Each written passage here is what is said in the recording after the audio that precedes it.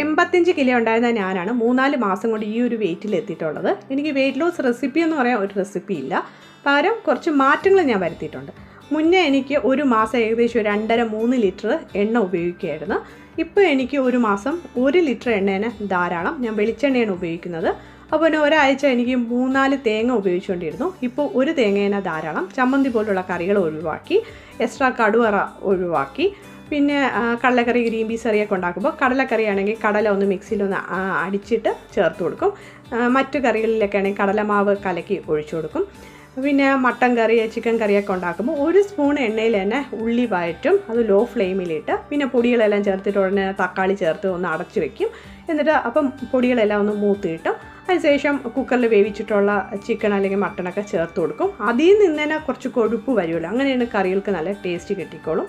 ഇങ്ങനെയുള്ള കുറച്ച് മാറ്റങ്ങളാണ് ഞാൻ വരുത്തിയിട്ടുള്ളത്.